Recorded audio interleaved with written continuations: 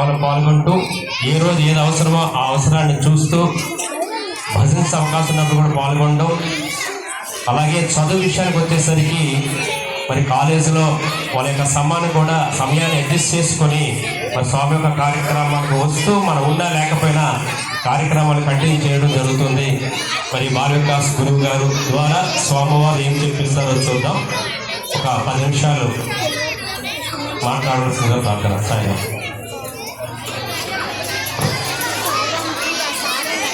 Sairam. Next మీరు సైలెంట్గా ఉంటేనే మీకు స్వామివారు గిఫ్ట్ ఇస్తారు.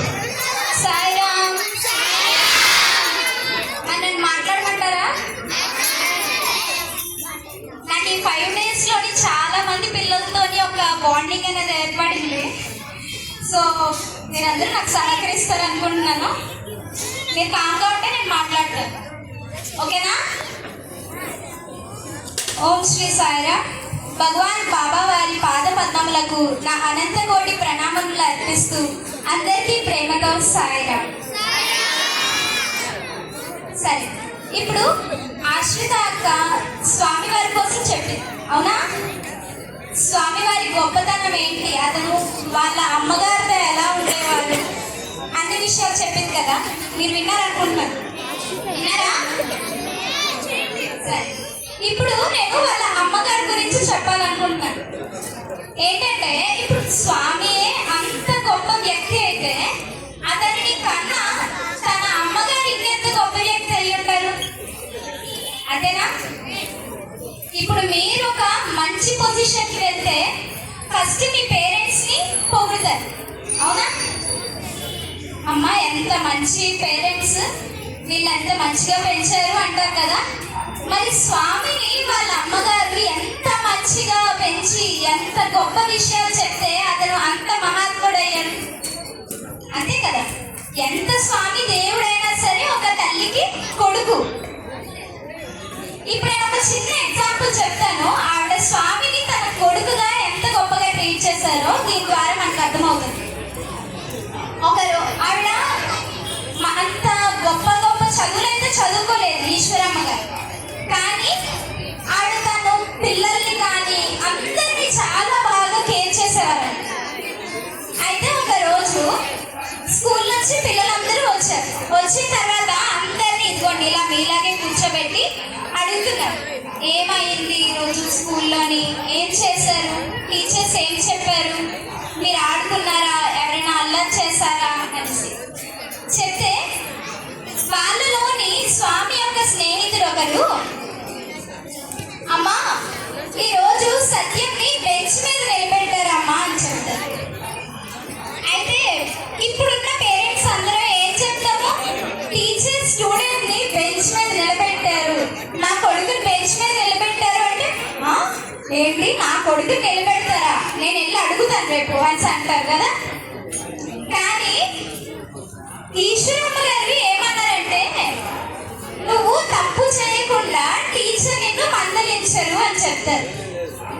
నిజమే కదా, ఏ తప్పు చేయకుండా తన గురువు ఎందుకు ఒక అబ్బాయిని శిక్షిస్తారు? అయితే అడుగుతారు ఈశ్వరమ్మ గారు, సత్యం నువ్వేం చేస్తావు, నిన్ను ఎందుకు నిలబెట్టారు అని. అయితే స్వామి చెప్తారనమాట, నేనేమి తప్పు చేయలేదమ్మా, ఆ గురువు గారు అందరినీ నేను చెప్పిన నోట్స్ రాసారా లేదా, రాసిన వాళ్ళు తెచ్చి నాకు ఇవ్వండి, రాయలేని వాళ్ళు బెంచ్ మీద నిలబడండి అని చెప్పారు. అయితే నేను నోట్స్ రాయలేదు, అందుకని బెంచ్ మీద నిలబడ్డాను. కానీ గురువు గారికి నేనేమో మీరు ఇచ్చిన నోట్స్ నేను రాయలేదు, కాకపోతే మీరు ఏ ప్రశ్న అడిగినా సరే నేను సమాధానం చెప్తానని చెప్తారు. ఇప్పుడు మనం అలాగే చెప్తాం కదా, టీచర్ నేను మీరు ఇచ్చిన నోట్స్ రాయలేదు కానీ నేను క్లాస్ విన్నాను అంటే టీచర్ కోపం వస్తుందా? అదే విధంగా అతనికి కూడా కోపం వచ్చింది. అతని పేరు కొండప్ప. అయితే ఆ గురువు గారికి కోపం వచ్చి నువ్వు ఈ 3 periods కూడా బెంచ్ మీద నిలబడు అని చెప్తారు. అయితే వేరే ఒక సార్ వస్తారు, వేరే గురువు గారు మహబూబ్ ఖాన్, అతను వచ్చి అదేంటి సత్యంని అలా బెంచ్ మీద నిలబెట్టారు, కూర్చోబెట్టండి అంటే, లేదు అతను నా మాట వినట్లేదు, నా మాట విన్నంత వరకు నేను కూర్చోబెట్టాను వెళ్ళిపోతారు. వెళ్ళిపోతే బెల్ అవుతుంది. బెల్ అయిన తర్వాత మా టీచర్ క్లాస్ నుంచి వెళ్ళిపోవాలి కదా. అయితే లెగిస్తే కుర్చీకి అతుక్కుపోయారనమాట, లెగలేకపోయారు. అయితే ఆ వేరే గురువు గారైన మహబూబ్ ఖాన్ గారు వచ్చి చెప్పారు, మీరు అతన్ని కూర్చోబెట్టండి అని. అయితే వెంటనే ఈ గురువు గారు సిట్ డౌన్ అన్నారు, సత్యం సిట్ డౌన్ అన్నారు. అతను కూర్చోగానే ఇతను ఈజీగా నిలబడి వెళ్ళిపోయారనమాట. అంత స్వామి మిరాకిల్ అని కాదు. సో అతను అలా చేశారు. ఈ విషయాన్ని వాళ్ళ అమ్మగారు చెప్పగానే వాళ్ళ అమ్మగారు ఏమన్నారు తెలుసా, ఆ దేవుడు కదా అని అనుకోలేదు, నా కొడుకు ఒక చదువు నేర్చుకుంటున్న వ్యక్తి. అయితే ఆవిడ ఏం చెప్పారంటే, చదువు నేర్చుకుంటున్న వాళ్ళని లిటరేట్స్ అంటారు, అవునా? వాళ్ళ తెలుగులో సాక్షర అంటారు. సాక్షర తిరిగి అంటే ఏమొస్తుంది? సాక్షర తిరిగి రాక్షస. Very good. అయితే ఆవిడ ఏం చెప్పారు తెలుసా, మీరు సాక్షర అంటే సాక్షరులు, చదువుకుంటున్న వాళ్ళు. కానీ మీ చదువు మీరు ఉపయోగించకపోతే రాక్షసులుగా తయారవుతారు. సత్యం, నువ్వు ఏ సమయంలో అయినా, ఏ సిచ్యువేషన్ లో అయినా సరే, ఏ వ్యక్తితో అయినా ప్రేమగానే ఉండు, వాళ్ళకి ద్వేషాన్ని చూపించకు అని చెప్తారు. అప్పటి నుంచి కూడా, ఆ రోజు నుంచి కూడా తన తల్లి మాటకి కట్టుబడి స్వామి ఇక అందరినీ ప్రేమిస్తూ ప్రతి ఒక్కరిని కూడా, ఇప్పుడు మనందరం ఏదో ఒక తప్పు చేస్తాం, అలాగే స్వామి ప్రేమించకుండా ఉండరు. స్వామి ఎప్పుడు మనల్ని ప్రేమిస్తూనే ఉంటారు. ఎందువల్ల? తన తల్లి చెప్పిన ఒక గొప్ప మాట వల్ల. అయితే స్వామి భోజనం చేస్తూ ఉన్నప్పుడు ఈశ్వరమ్మ గారు అతని దగ్గరికి వచ్చేవారు. ఒక చిన్న స్టోరీ చెప్తాను, దాన్ని బట్టి ఆవిడ ఎంత గొప్ప వ్యక్తో, ఎంత గొప్ప మాతృమూర్తో అర్థమవుతుంది. ఇప్పుడు మన పేరెంట్స్, మన తల్లి అయిన తర్వాత పిల్లల్ని ప్రేమిస్తుంది. కానీ అందరి పిల్లల్ని ఒకేలా ప్రేమిస్తుందా? తెలీదు. కానీ ఈశ్వరమ్మ గారు తన కొడుకైన సత్యంనే కాకుండా ప్రతి ఒక్కరిని, ఊరి ప్రజలందరూ తన పిల్లలే అన్నట్టుగా భావించారన్నమాట. తన ఊరే కాదు, ప్రపంచంలో ఎక్కడి నుంచి ఏ వ్యక్తి వచ్చినా సరే ప్రతి ఒక్కరు తన పిల్లలే అన్నట్టుగా ఆవిడ ఉండేవారు. అయితే ప్రశాంతి నిలయంలోని ఆవిడకి ఒక చిన్న గది ఇచ్చారు. ఇస్తే అక్కడ ఉండేవారనమాట. స్వామిని దర్శించుకోవడానికి వచ్చిన ప్రతి ఒక్క డెవోటీ కూడా ఆవిడని వెళ్ళి కలిసేవారనమాట.